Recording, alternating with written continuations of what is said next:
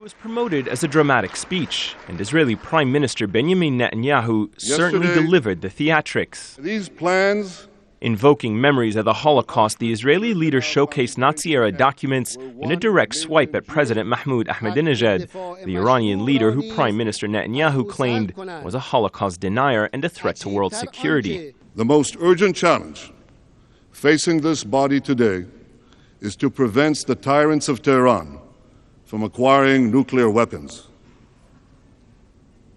Are the members of the United Nations up to that challenge?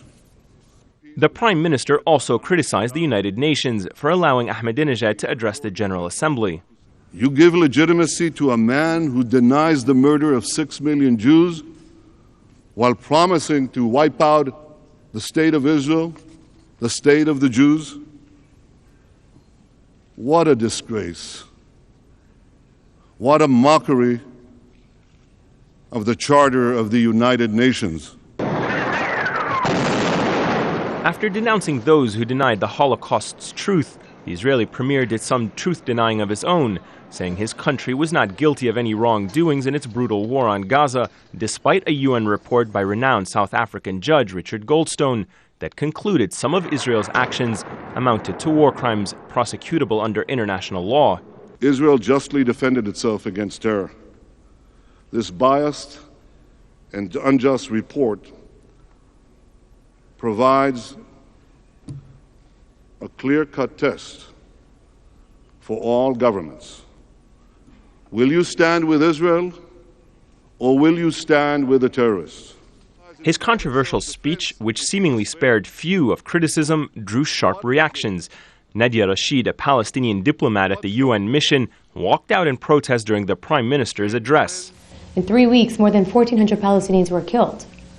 And as a Palestinian representative to the UN, I could not sit there and condone the kind of rhetoric he was spewing, nor did I want anyone to think that we were accepting such blatant misinformation, lies, and distortion. Speaking to the world body that voted to create a Jewish state in the heart of the Arab world more than 60 years ago, the Prime Minister reiterated his new conditions for a Palestinian state that he insists must recognize Israel as a Jewish state and be demilitarized.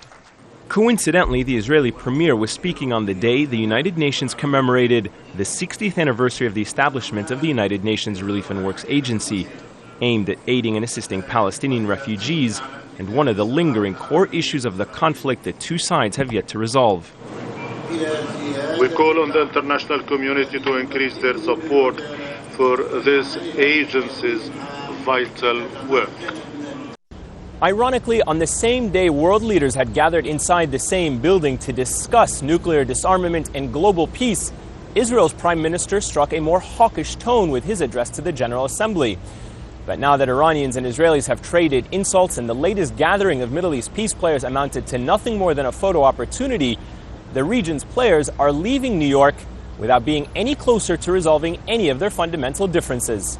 Ayman, Mohyeldin, Jazeera, New York.